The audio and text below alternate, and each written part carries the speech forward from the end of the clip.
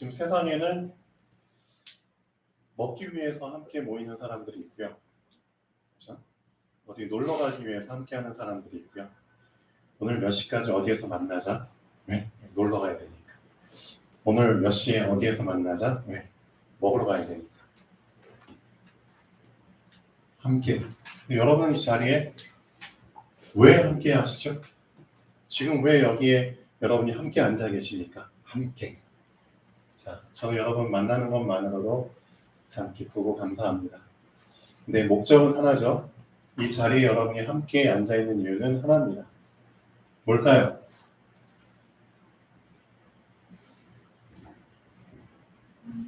이것 때문입니다. 이사야서 7장 14절. 자, 암송하고 계시죠? 처녀가 잉태하여 아들을 낳으리니 그 이름을 임마누엘이라 하리라. 이를 번역한즉 하나님이 우리와 함께 하십니다. 이것 때문에 여러분이 앉아 있는 겁니다. 함께. 하나님이 우리와 함께 하시기 때문에 그렇죠? 여러분이 이 자리에 함께 앉아 있는 겁니다. 그래서 여러분이 함께하는 이 함께라는 단어는 세상 사람들이 생각하는 함께하고는 좀 달라야 됩니다. 여러분이 붙잡아야 될 함께는 어떤 의미의 함께냐? 그렇죠? 살리는 함께 의미가 들어있어야 됩니다. 생명. 그렇죠? 예수님께서 이 땅에 오신 이유, 예수님께서 여러분 안에 들어오시는 이유, 이거거든요. 어떻게 함께? 내가 온 것은 양으로 생명을 얻게 하고 더 풍성히 얻게 하기 위해서 왔다라고 예수님이 말씀하셨거든요. 요한복음에. 그렇죠? 예수님도 정확한 목적을 가지고 우리와 함께 하시는 겁니다. 그냥 함께 하시는 게 아닙니다. 나는 너를 살리기 위해서 너에게 왔고 너에게 생명을 계속 주기 위해서 너하고 함께 있는 거야. 그렇죠? 이게 우리가 붙잡아야 될 함께의 개념입니다. 근데 세상 사람들은 이게 안 되죠. 왜? 생명이 없으니까. 그렇죠? 창세기 3장 사건이 그래서 중요한 겁니다. 생명으로부터 분리돼 버린 사건이 창세기 3장 사건입니다. 그렇죠? 생명으로부터 분리됐을 때 그렇죠? 사망이 태어난 거죠. 그렇죠? 생명이 그렇죠. 하나님과 함께하는 이 생명으로부터 분리가 안 되면은 사망이라는 게 있을 필요가 없잖아요. 사망이라는 개념 자체가 생길 이유가 없는 겁니다. 근데 하나님으로부터 분리됐을 때 그때 처음으로 태어난 단어가 사망이라는 단어입니다. 원래는 사망이라는 단어 자체가 없는 단어예요. 맞잖아요. 하나님과 함께 붙어 있는데 사망이 있을 이유가 없는 거죠. 그렇죠? 그래서 이 사망이라는 단어를 누가 제일 처음으로 잉태해 버렸느냐? 사단입니다. 그렇죠? 사단이 스스로 하나님과 분리되려는 생각을 가졌거든요. 그렇죠? 그래서 이 이름 자체가 이간질하는 자, 분리시키는 자, 스스로가 하나님으로부터 분리됐기 때문에 그 이름을 갖게 된 겁니다. 그렇죠? 그러니까 이놈이 사실은 사망을 잉태한 놈입니다. 그렇죠? 그래서 예수님께서 오신 이유는 그렇죠? 사망으로부터 그렇죠? 태어난 우리 인간들, 그렇죠? 그들에게 생명을 주시기 위해서. 생명을 얻었다 무슨 뜻이죠? 함께가 회복됐다는 뜻입니다. 그렇죠? 그러니까 함께라는 의미 안에는 생명이 들어있는 겁니다. 그렇죠? 근데 우리는 이 부분들을 그냥 모르고 하나님이 함께 하셔. 되게 가볍게 함께를 그냥 붙잡고 있어요. 되게 가볍게. 그 함께라는 의미가 사실은 성경의 핵심이거든요. 맞잖아요. 그 핵심을 놓치지 않기 위해서 하나님이 우리에게 주시는 그 구원자의 이름을 이 이름으로 주셨거든요. 처녀가 잉태하여 아들을 낳으리니 예수 그리스도잖아요. 그분의 이름을 뭐라고 하라? 그 이름이 임마누엘이라 하라. 제일 중요한 것을 우리가 담아서 이름을 짓잖아요. 그렇죠. 부모님들이 그 아이에게 가장 원하는 것을 마음에 담고 그 뜻을 새겨서 이름을 짓잖아요. 그렇죠. 하나님께서도 예수님의 이름, 세상에 보내실 자기 아들의 이름을 가장 중요한 뜻을 담아서 보내주신 거잖아요. 그렇죠. 그걸 우리가 놓치면 안 됩니다. 그래서 결국은 이 사단에게 속아서 다 지금 멸망 상태에 있잖아요. 그러니까 태어날 때부터 죽은 상태로 태어나고 죽음 상태로 살다 보니까 그게 계속 드러나서 결국 많은 사람들이 질병에 잡혀 있잖아요. 그렇죠. 영적인 질병, 정신적인 질병, 육적인 질병, 삶의 질병, 그렇죠. 국가적인 질병, 전 세계적인 질병, 다 질병 천지거든요. 근데 실질적으로 이 질병을 치유하려면은 방법은 하나밖에 없는 겁니다. 질병을 치유할 수 있는 방법은 하나, 함께. 그렇죠? 함께 속에 생명이 있기 때문입니다. 그래서 여러분들이 말씀을 이제 붙잡을 때 그냥 붙잡지 마시고 그 말씀 한 단어, 한 단어에 그렇죠? 깊은 의미들을 제대로 분명하게 붙잡으셔야 됩니다. 요한복음 3장 16절 알고 계시죠? 방송하고 계시죠? 하나님이 세상을 이처럼 사랑하사 독생자를 주셨으니 이는 저를 믿는 자마다 멸망치 않고 영생을 얻게 하려 하십니다. 뭘 얻게 하려? 영생을. 생명이잖아요. 그렇죠? 영생을 얻을 수 있는 조건은 뭐라고요? 믿음이라고요. 그런데 그를 믿는 자마다라고 했는데 정확하게 얘기하면은 요한복음 3장 16절도 중요하지만 사도행전 3장 16절 중요합니다. 똑같이 3장 16절인데 까먹지 말라고. 사도행전 3장 16절 한번 볼까요? 무엇을 믿어야 되는지를 더 정확하게 얘기하고 있습니다.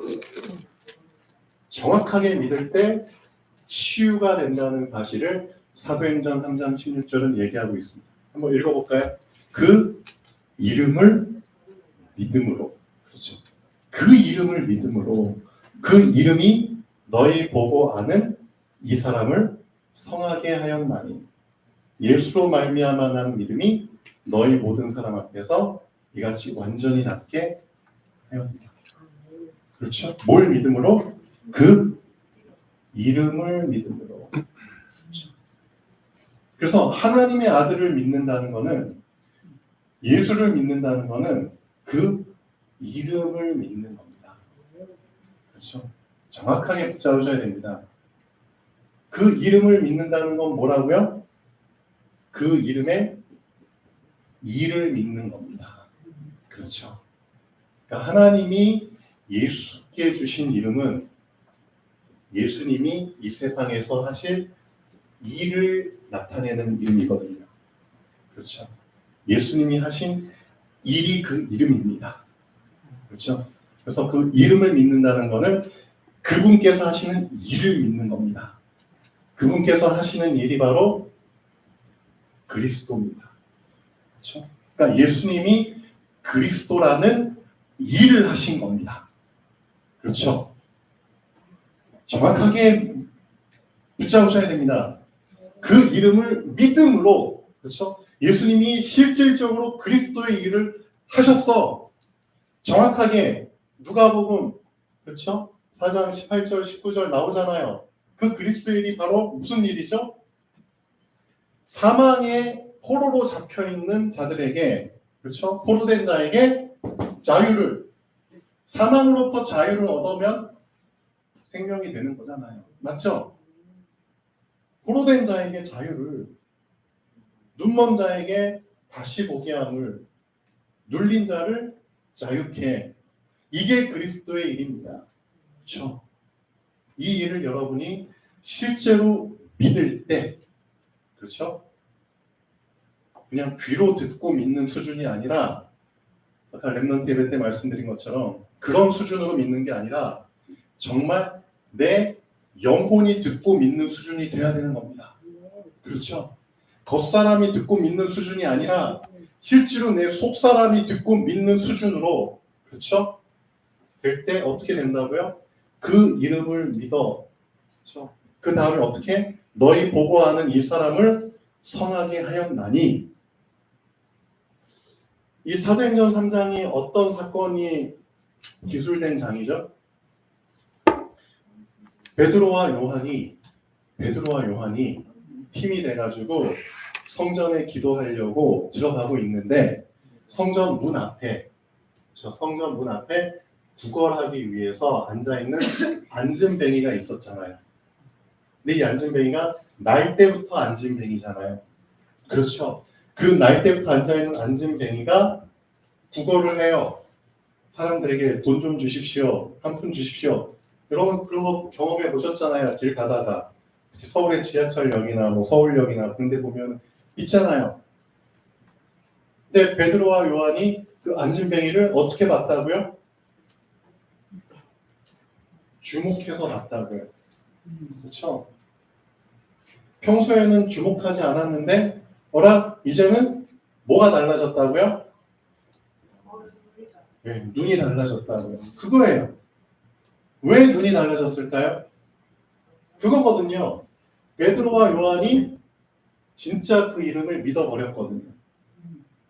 실제로 베드로와 요한과 함께 하시던 그 예수님, 3년 반 동안 함께 하시면서 공생애를 같이 하시면서 진짜 베드로와 요한의 눈을 열어주셨거든요. 그렇죠? 그러니까 실제로 먼저 베드로와 요한이 경험을 해버린 겁니다. 정말 주님은 그리스도가 맞구나. 진짜 주님은 포로된 자에게 자유, 눈먼 자 다시 보게 함을, 눌린 자 자유케. 그래서 실제로 베드로와 요한 해방받은 거예요. 진짜 본인들이 먼저 해방받은 거예요. 그리고 본인들이 먼저 눈을 열어버린 거예요. 그러니까 눈이 열리니까 어떻게 됐죠?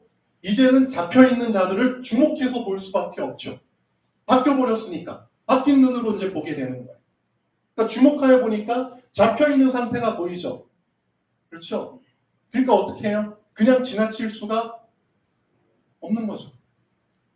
어제 김상윤 집사님이 잠깐 포럼하시더라고요. 병원에 이제 잠깐 입원하셨는데 그 1박 2일 그 짧은 시간 동안, 그렇죠? 같이 병실에 입원해 있던 그 70 몇 세 할아버지. 요즘 의료 대란이 일어나가지고 병원마다 의사가 없잖아요. 그래서 서울에도 의사들이 없어. 그래서 이제 강원도 평창에서 서울에 진료 받으러 갔다가 의사가 없으니까 계속 기다려야 되잖아요. 그래서 어쩔 수 없이 못 기다리고 강릉 아산병원으로 오신 분이 계시대요. 평창에 사시는 분인데 그분이랑 같이 이제 하루 동안 이제 병동에서 있게 되는데 그 하루라는 시간 동안, 그렇죠? 힘드니까 어떻게 보면 편안하게 있다 가셔도 되는데 김상 집사님이 바뀐 거예요. 바뀌었어. 어떻게 바뀌었어요? 같이 입원한 그분을 주목해서 본 거예요. 예전 같았으면 그냥 귀찮잖아요. 어떻게 보면 나도 힘들고 그냥 빨리 있다가 가야지. 근데 눈이 바뀌니까. 왜 눈이 바뀌었죠? 이 집사님이 실제로 진짜 이제 해방받았거든요. 정말 그 그리스도의 이름의 권세를 경험했거든요. 그래서 삶이 달라지기 시작했거든요. 그렇죠? 본인이 달라지니까 이제는 그 눈으로 보게 되는 거죠. 그래서 어제 어떻게 했냐? 복음을 전하셨대. 근데 처음에는 거절하시는데 그래서 집사님이 본인 퇴원하실 때 다시 한번 그 할아버지한테 복음을 다시 한번 제시를 했고 이분이 복음을 받아들이신 거예요. 그렇죠? 전도지, 우리 전도지들 있잖아요. 파란색 전도지. 여러분들 머릿속에 입력하면 제일 좋은데 갖고 다니세요. 그렇죠? 그래서 이제 딱 보여주면 읽어주세요. 따라서 읽고 영접기도 같이 하고 집사님이 아멘 하세요. 처음엔 안 하더니 아멘. 그렇죠? 따라하고 그 다음에 이 할아버지가 나중에 우리 집사님께 좋은 말 해주셔서 감사합니다. 라고 이제 고맙다는 인사를 하고. 잠깐 어제 그런 일이 있었지만 우리 집사님이 그 일을 쭉 말하시면서 어떤 결론을 내시냐. 전도가 어려운 게 아니네요. 그 말 하시더라고요. 전도가 어려운 게 아니네요. 그럼 어떤 사람에겐 어렵고 어떤 사람에겐 어렵지 않을까요? 이거거든요. 실제 그리스도로 말미암아 내가 해방받고 내가 눈 떠버리고 내가 자유를 얻으면 그 사람한테는 전도가 어려운 게 아니에요. 그러니까 베드로하고 요한한테는 이 안진뱅이가 어렵지가 않은 거예요. 그렇죠? 세상 사람들은 다 저 사람 불가능해. 평생 저렇게 살아야 돼. 불구야. 그렇게 단념하는데 이 베드로와 요한한테는 그게 불가능이 아니에요. 완전히 눈이 바뀌어버린 거예요. 주목하여. 그렇죠? 그래서 이 안진뱅이야 뭐를 먼저 고쳐주죠? 이 안진뱅이에 완전히 틀어져 버린, 완전 순서가 뒤바뀌어져 버린, 그렇죠? 세상 사람들은 완전히 순서가 바뀌어 버렸어요. 전에 말씀드린 것처럼 하나님께서는 순리대로 창조하시고 순리대로 인도하시는데 사람들은 그걸 다 영리로 바꿔버렸어요. 그렇죠? 그래서 이 안진뱅이가 자기가 정말 해결받아야 될 걸 모르고, 그렇죠? 뭘 해결받아야 될지도 모르고, 그렇죠? 구걸하고 있는 거잖아요. 실제로 이 안진뱅이한테 뭐가 필요한 거죠, 우선적으로? 치유. 무슨 치유? 여러분 치유의 순서 알고 계시잖아요. 그렇죠? 그래서 베드로와 요한이 베드로가 이 안진뱅이한테 어떤 말을 먼저 하죠? 너 순서 잘못됐어. 너는 지금 금과 은 같은 돈을 지금 요구하지만 그게 먼저가 아니라고. 그래서 베드로와 요한이 따끔하게 얘기를 하죠. 은과 금은 내게 없어. 근데 전 그렇게 봐요. 있어도 안 줘. 그렇죠? 있어도 주면 안 되는 거예요. 은과 금은 내게 없지만 너가 진짜 붙잡아야 될 순서는 뭐야? 내게 있는 것으로 너에게 주노니 곧 나사렛 예수 그리스도 이름으로. 그렇죠? 그 이름으로 일어나 걸으라. 그렇죠? 이게 먼저라고. 금과 은은 나중이야. 그러니까 실질적인 치유의 순서를 먼저 얘기해 주는 거예요. 그러니까 우리의 완전히 그 잘못 틀어져 버린 그 순서, 우선순위가 잘못됐기 때문에 모든 게 틀어져 버렸거든요. 그 부분을 사실은 베드로가 바로 고쳐주고 일으켜 세운 겁니다.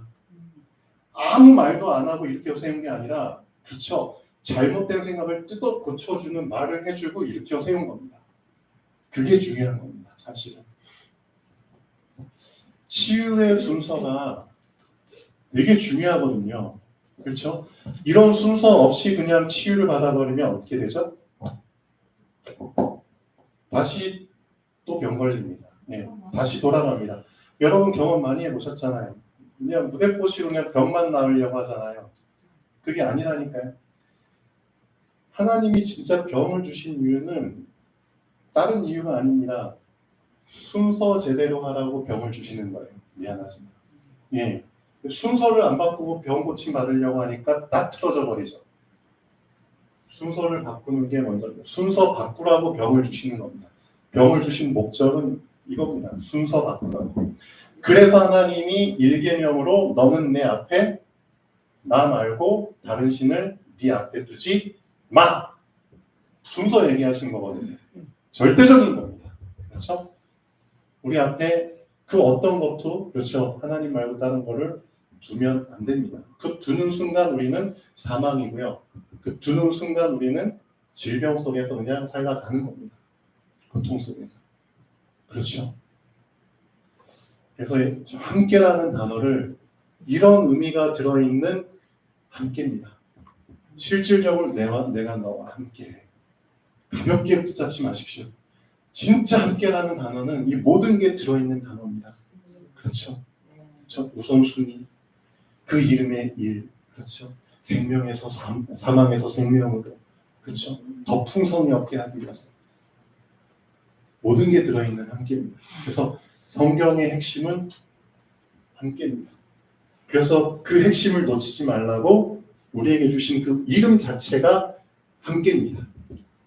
그렇죠. 입만을 놓치면 나 놓치는 겁니다. 그래서 여러분에게 뭐가 분명해야 된다? 이름이 분명해야 됩니다. 딴 게 분명할 필요가 없고요. 그 이름만 여러분에게 분명해지면 됩니다. 그렇잖아요. 네, 맞아요. 이름만 분명해지고 이름만 명확해지면 그 이름이 해결해 주는 겁니다. 맞잖아요. 그 이름이 너희의 보고 아는 이 사람을 낫게 했느니라 라고 베드로는 고백하고 있거든요. 네. 우리가 낫게 한 게 아니라 그 이름이 낫게 한 거야. 그래서 여러분에게 그 이름이 명확해질수록 명확해지는 만큼 그 이름이 여러분을 낫게 하는 겁니다. 맞죠? 네. 그렇죠? 근데 문제는 뭐죠? 그 이름이 나에게 명확하지가 않은 거예요. 나에게 힘이 그냥 두리뭉실해. 잡힐 듯 말 듯해. 지금 내가 그런 상태거든요. 그렇죠? 그래서 저 사람이 정말 예수 그리스도를 정확하게 명확하게 붙잡고 있는지 아닌지를 확인할 수 있는 방법이 뭐냐면은 그 이름을 분명히 얘기할 수 있느냐, 얘기하지 못하느냐. 그거 보면 알 수 있어요. 얘기 못하는 이유는 뭔지 아세요? 우리가 그리스도를 주님으로 믿고 있으면서도 왜 그리스도를 명확하게 얘기 못할까요? 그 이유가 뭔지 아세요?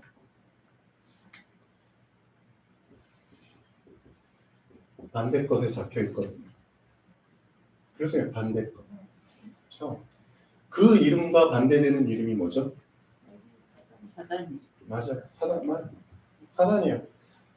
그리스도 이름과 반대되는 이름이 적그리스도, 안티크라이스트, 사단이에요. 그렇죠?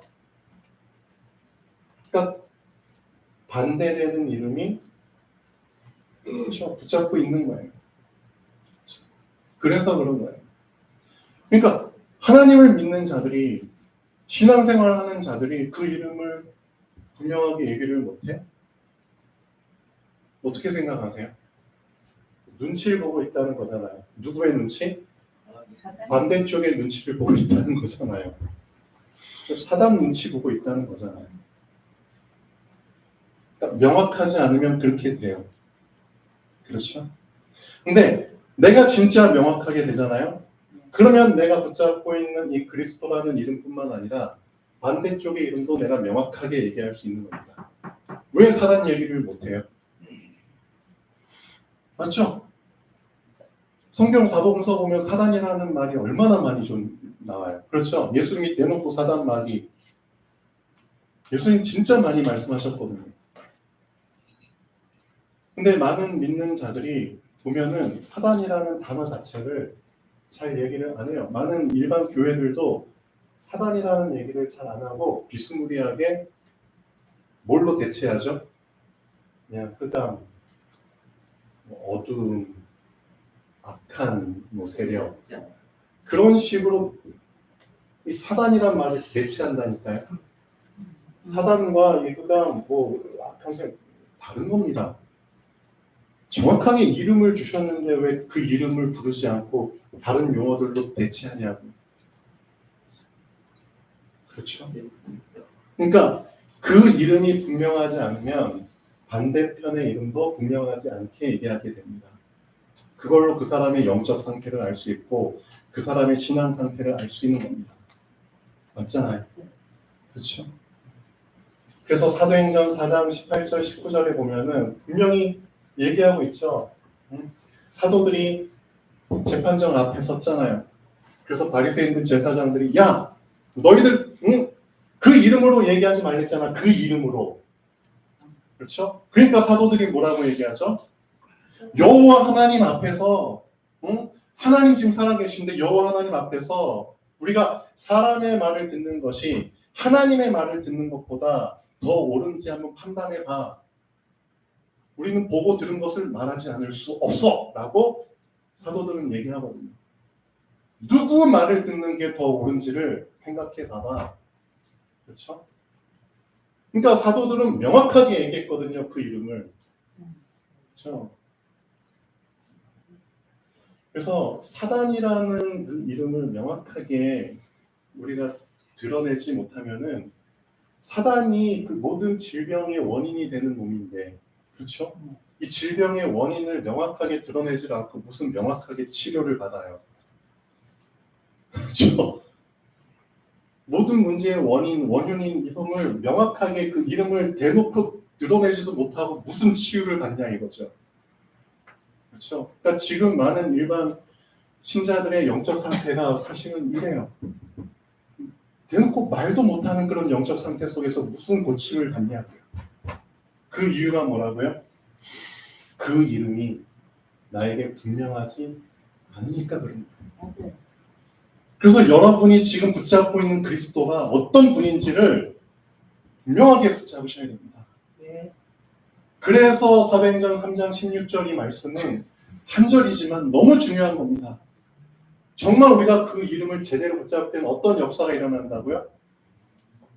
다시 한번 읽어볼까요? 그 이름을 믿음으로, 그렇죠? 그 이름을 믿음으로 그 이름이 너희 보고하는 이 사람을 성하게 하였나니, 낫게 하였나니, 그렇죠? 예수로 말미암아 난 그 믿음이 너희 보는 사람 앞에서 이같이 완전히 낫게 하였느니라.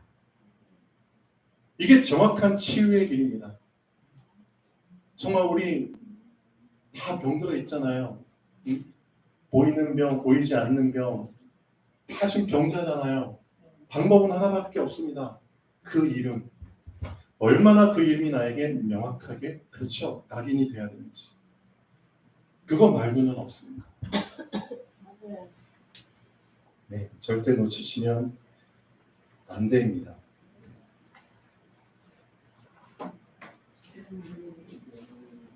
그래서 결국은 이 순서에 대한 부분만 바로 잡으시면 됩니다.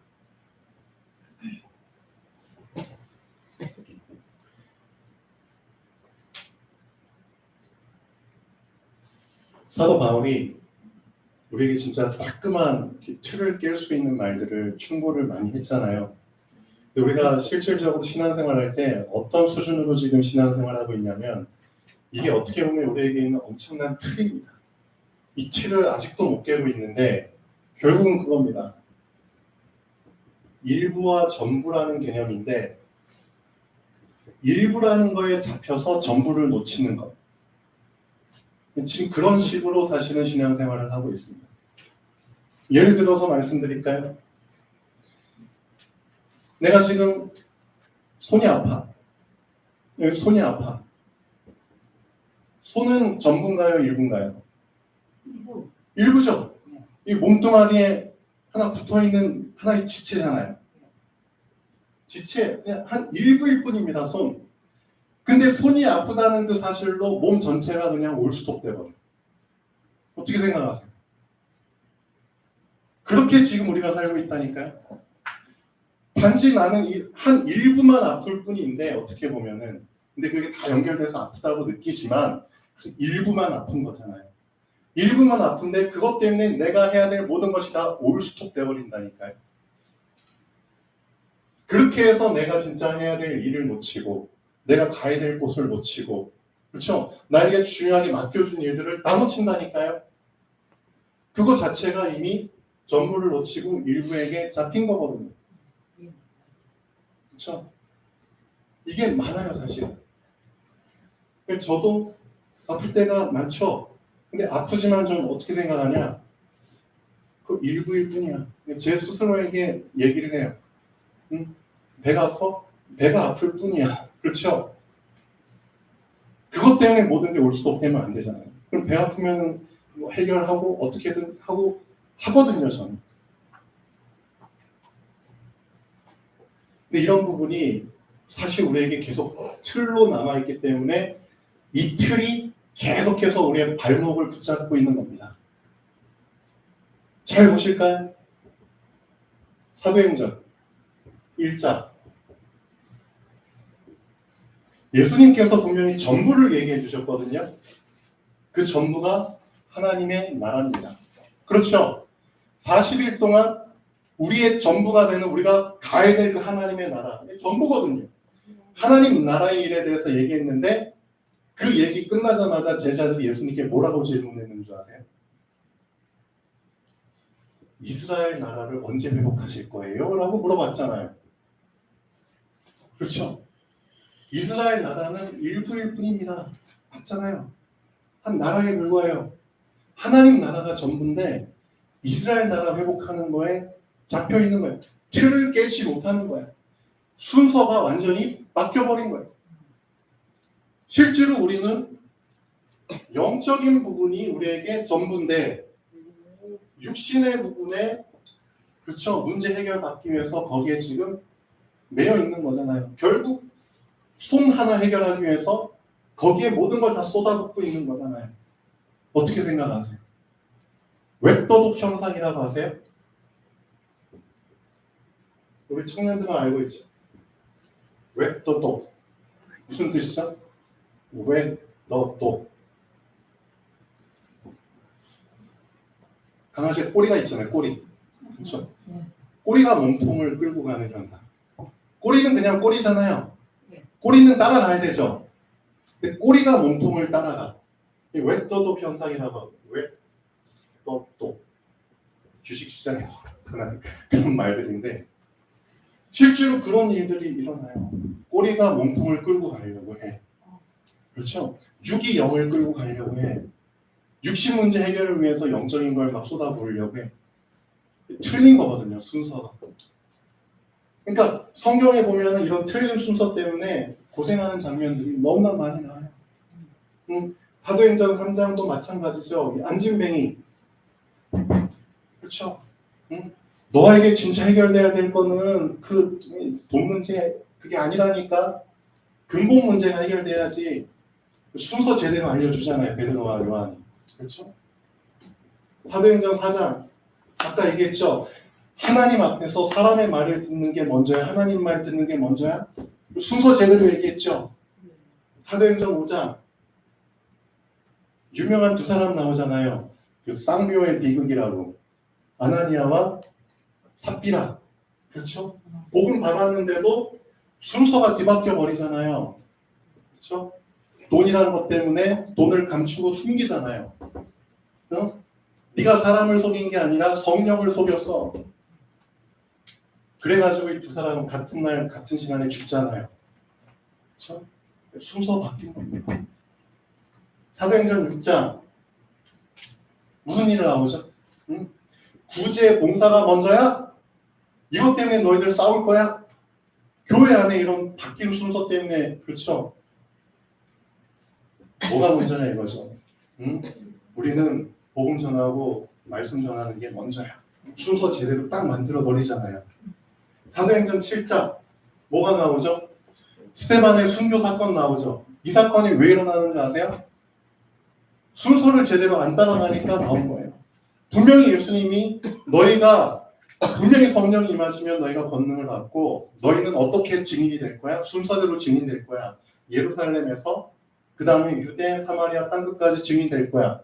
근데 이 사람들이 계속 예루살렘 안에만 멈춰가지고 그 안에서만 계속 주구장창 놀고 있잖아요. 빨리 복음이 유대까지 사마리아까지 땅끝까지 전파돼야 되는데 이 사람들이 틀이 안 깨지니까 그렇죠? 그러니까 자꾸 일부에 매여가지고 전부를 놓치고 있잖아요. 그렇죠? 그래가지고 하나님이 극약 처방을 하시죠. 어떤 처방? 스데반을 순교시키잖아요. 그렇죠? 생명을 가져가심으로써 복음이 전파되게 만드시거든요. 엄청난 사건입니다. 사도행전 8장 어떤 일이 나오죠? 빌립이 사마리아 성에 가서 복음을 전해. 거기에 큰 기쁨이 생겨. 다 복음 받아들여. 근데 그 사마리아 성에 어떤 마술사 한 놈이 나와요. 그 이름이 시몬이라는 마술사예요.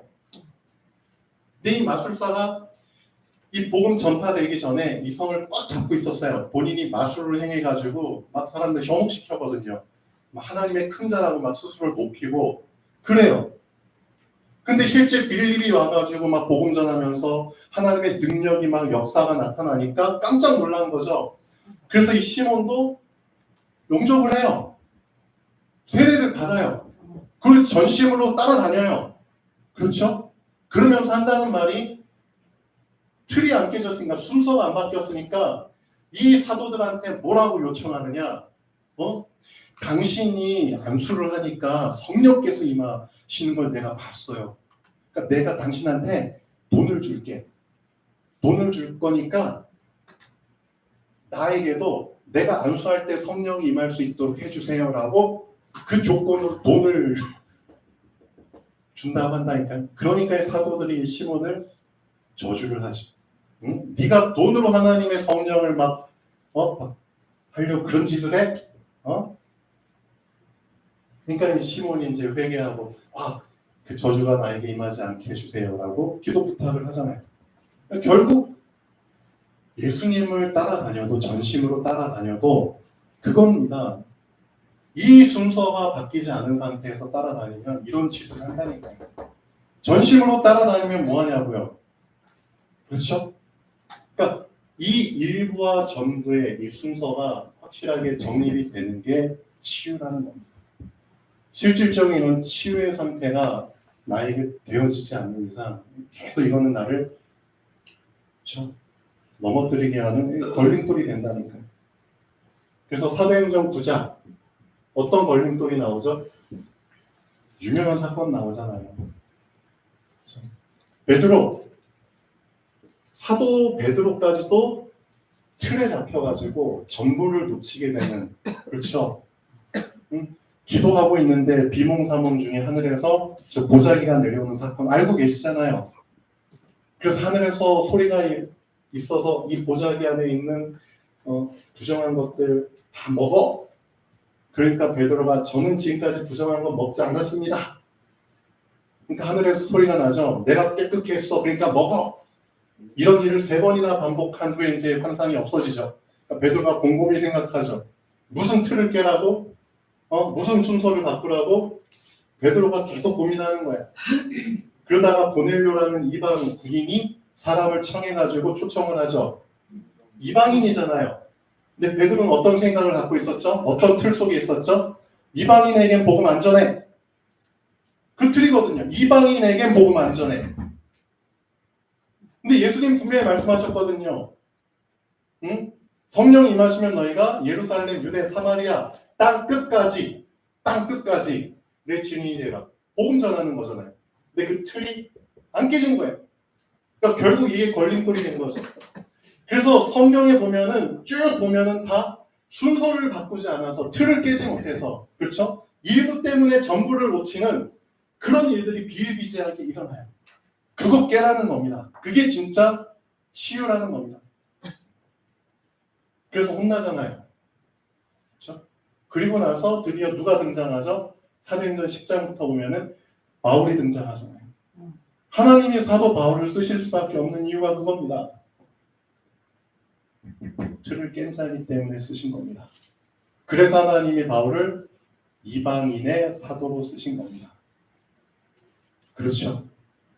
그러니까 우리도 진짜 치유라는 거는 다른 게 아닙니다. 순서를 바꾸지 못하도록, 그렇죠? 우리에게 틀이 있거든요. 그 틀을 깨는 것, 그게 진짜 치유입니다. 그 틀은 그 이름으로 말미암아 깰 수 있는 겁니다. 그 이름만이 깰 수 있는 겁니다. 그렇죠? 그래서 여러분이 그 이름이 명확해져야 됩니다. 분명해져야, 선명해져야 됩니다. 그게 각인입니다. 각인이라는 의미 자체가 선명하다는 뜻이거든요. 맞잖아요. 그냥 썼다는 의미와 각인했다는 의미는 어떤 차이가 있는 단어인데요. 맞잖아요. 각인 자체가 선명하다는 의미가 들어있잖아요. 분명하다는 의미, 새겼다는 의미잖아요. 그렇죠? 그게 각인입니다. 그러니까 그 이름이 나에게 각인이 될 정도로 선명해질 정도로 나에게 분명해져야 된다는 겁니다. 그게 분명하지 않으니까 반대쪽 이름이 나를 갖고 노는 거잖아요. 그렇죠? 그래서 오늘 말씀도 마찬가지입니다. 모세가 첫째 아들, 둘째 아들 낳죠? 근데 첫째 아들의 이름과 둘째 아들의 이름이 의미 자체가 달라요. 첫째 아들 그 게르솜이라는 아들의 이름은 어떤 의미를 담고 있죠? 그 하나 이름 게르솜이라 이는 모세가 이르기를 내가 이방에서 나그네가 되었다 라는 이름을 담고 지은 이름이에요. 첫째 아들 낳았어요. 내가 이방에서 나그네가 됐어요. 근데 몇 년이 흐르고 나서 둘째를 낳네요. 둘째 이름이 엘르아살. 근데 둘째 아들의 의미는 뭐죠? 내 아버지 하나님이 나를 도우사 바로의 칼에서 구원하셨어요. 그렇죠? 그러니까 첫째 아들의 이름과 둘째 아들의 이름이 의미가 전혀 달라요. 그게 뭔 뜻이죠? 모세의 영적 상태를 의미하는 겁니다. 모세가 처음에 애굽에서 살인을 하고 도망갔어. 도망자로 갔죠. 그때는 뭘 몰랐죠? 자기가 가는 인생의 길의 주인이 하나님이라는 사실을 모르는 거예요. 그러니까 내가 봤을 때 나는 이제는 죽었구나. 도망자구나. 난 평생 도망자로 살래. 난 평생 나그네로 살아야 되는구나. 그렇죠? 얼마나 절망 속에 있어요. 그러니까 내가 가는 길이 그렇게 보이는 거예요. 그렇죠? 그런 시간표 속에서 아들을 낳았으니 아들의 이름도 그런 이름이 될 수밖에 없죠. 근데 시간이 몇 년 흐르고 나니까 이제 뭐가 바뀐 거죠? 실제로 내 인생의 주인이 누구라는 사실을, 하나님이라는 사실을 몇 년 동안에 그 혼자 있는 그 광야에서 살면서 그렇죠? 하나님을 알게 된 거죠. 그 이름을 이제 분명하게 그렇죠? 알게 되는 만큼 나를 향한 하나님의 계획도 분명하게 알게 되거든요. 내가 가는 길이, 내가 온 이 길이 방황의 길, 나그네의 길이 아니구나. 구원의 길이었구나. 라고 고백을 하잖아요. 나그네의 길이라고 처음엔 생각했는데 그게 아니라 구원의 길이었구나. 그 이름을 담고 둘째 이름을 지으잖아요. 그렇죠? 내 아버지 하나님이 나를 도우사 바로의 칼에서 구원하셨도다. 그겁니다. 그러니까 사람이라는 게 어쩔 수 없어요. 처음에는 안 보여요. 그렇죠? 보이지 않게 역사하신 하나님의 계획과 인도하심이 안 보여. 그러니까 그냥 보이는 현상대로 내 식대로 그냥 해석을 하잖아요. 그렇죠? 하나님 날 버리셨나 보다. 그렇죠? 왜 날 이렇게 힘들게 해? 그렇죠? 나 왕따인가 봐. 난 빨리 죽어야 되나 봐. 사실 그런 생각 다 하잖아요. 그러니까 그런 시간표가 첫째 아들 낳을 때 시간표라니까요, 모세도. 그러다 시간 지나면서 이제 철들죠. 그러면서 하나님의 말씀이 나에게 분명히 이제 보이기 시작하잖아요. 그러면서 알게 되잖아요. 난 내가 멸망의 길인 줄 알았는데 그 속에 구원이 있었구나. 발견하잖아요. 그래서 그 이름을 명확하게 붙잡아야 겁니다. 결론 보시죠. 육에 가까운 삶을 살아온 사람일수록 육에 가까운 삶, 육에 치우친 삶이죠. 보이지 않게 하나님이 나에게 행하신 일들을 더디게 깨달을 수밖에 없습니다. 어쩔 수 없죠. 모세가 첫째 아들의 이름과 둘째 아들의 이름을 그렇게 지을 수밖에 없었던 이유입니다. 뒤늦게 깨달은 거죠. 뒤늦게 깨달았을 때 하나님이 이제 모세에게 찾아오시잖아요. 그렇기 때문에 육신의 삶에 매여 사는 사람들에게 하나님께서 하신 일을 말하는 것이 중요한 겁니다. 왜? 하나님의 하신 일을 말해야지만 그들의 틀에서 깨어나거든요. 그렇죠? 하나님의 일, 그 속에는 나를 향한 일도 들어있고요. 나를 향한 계획도 들어있다니까요. 그렇죠? 보이지 않게 하나님께서 계획하시고 이루어 가시는 그 일들을 말해야 되는 겁니다. 그렇게 해야지 정신 차리고 틀에서 깨어나죠. 그래서 여러분에게 주어진 미션이 정말 중요한 겁니다. 하나님이 행하신 일을 말해야지 그들의 틀이 깨지는 겁니다. 그게 진짜 전도자의 일입니다. 그렇죠? 하나님께서 하신 일을 전달하는 전달자의 삶을 사는 것이 그래서 중요합니다. 왜? 하나님께서 하신 일을 듣고 받을 때만 육신의 올무에서, 육신의 착각에서, 그렇죠? 술 취한 상태에서 빠져나올 수 있기 때문입니다. 모세가 돌려보낸 자기 아내, 그렇죠? 모세가 이제 처음에 애굽으로 갈 때 십보라와 두 아들을 데리고 갔잖아요. 그리고 나서 다 경험하고 나서 모세가 다시 자기 아내 십보라와 아들을 돌려보내죠. 왜 돌려보냈죠? 장인 모셔오라고. 그렇죠. 이제 광야로 왔으니까 이제 가깝잖아요. 장인 살고 있는. 그래서 십보라가 전달자 역할을 한 거죠. 두 아들이 어떻게 보면. 그렇죠. 애굽에서 있었던 모든 일들을 다 자기 친정 아버지한테 얘기를 했겠죠. 모든 일. 전달자 역할을 잘 한 거잖아요. 그리고 나서 이드로가 온 거잖아요. 같이. 모세를 만나러. 그래서 모세가 돌려보낸 자기 아내 십보라와 두 아들을 통해서 모세의 장인 이드로는 하나님께서 행하신 모든 일을 다 전달받았습니다. 전달받은 후에 모세를 만났죠. 그리고 이드로가 모세에게 뭘 전달했죠? 이도로도 받았으니까 이도로도 줬잖아요. 뭘 줬죠? 하나님의 지혜를 전달해 줬어요. 어떤 지혜? 이도로가 다음날 보니까 모세가 아침 일찍 장막에 앉아가지고 이스라엘 백성들이 다 서 있고 이제 한 사람 한 사람 그 억울한 문제 풀어주는 재판장 역할을 하는 거예요. 그걸 이도로가 옆에서 보고 그래요. 하루 종일 걸려. 사람이 엄청 많잖아요. 그 송사를 해결해주게 하루 종일 거기에 매여 있는 거야. 그러니까 하나님이 사실 이도로를 보내신 목적이 모세의 그 틀, 그렇죠? 일부 때문에 전부를 또 놓치고 있잖아요. 모세도 그럴 수 있다니까요. 그래서 그 틀 깨게 하기 위해서 전달자 역할로 이도로를 하나님이 또 보내주시죠. 야 모세야, 네가 한 민족의 지도자면서 이렇게 어리석게 일을 판단하고 있느냐? 어리석게 해. 왜? 왜 네가 다 하려고 그래? 응? 이 민족, 이 자손 안에는 똑똑한 사람 없어? 하나님의 영이 함께 하신 사람이 없냐고. 너가 봤을 때 하나님의 영이 함께 하면서 성령 충만, 지혜 충만, 믿음 충만, 그런 사람들 직사로 세운 것처럼 너도 이런 사람들을 1000부장으로 세우고 100부장, 50부장, 10부장으로 세워. 그래서 그들로 그 일을 담당하게 하고 그들이 해결 못하는 걸 네가 담당하라고. 그렇죠? 틀 깨는 전달자 역할을 이대로가 하죠. 그러니까 서로가 이제 전달자 역할을 하는 거죠. 감사하잖아요. 그래서 결론을 말씀드리면 마태복음 28장 16절부터 20절은 우리가 평생에 가야 될 이정표의 말씀입니다.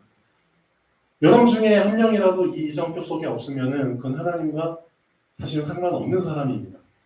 예수님 승천하시기 전에 분명히 하신 말씀이거든요.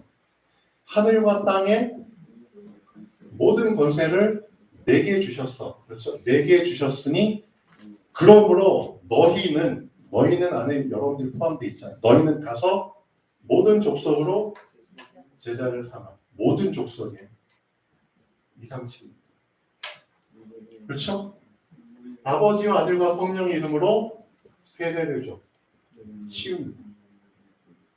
내가 너에게 분부한 모든 것을 가르쳐 지키게 해. 서밋입니다. 지금 우리가 계속 2, 3, 7 치유 서밋 얘기하고 있잖아요. 그렇죠? 2, 3, 7 나라. 모든 나라. 그래서 세례를 줘. 침례거든요. 그래서 치웁니다. 그렇죠? 치유시켜. 가르쳐 지키게 해. 서밋으로. 그렇죠? 그러니까 2, 3, 7 치유 서밋이 사실은 예수님이 우리 인생에게 주신 이정표입니다. 그러니까 여러분이 인생 속에 2, 3, 7 치유 서밋이라는 이 단어가 없으면 사실 하나님과 상관이 없는 겁니다. 그냥 나는 내 식대로 그냥 내키는 대로 그냥 무대포시로 그냥 나만의 넓은 길을 가는 거지.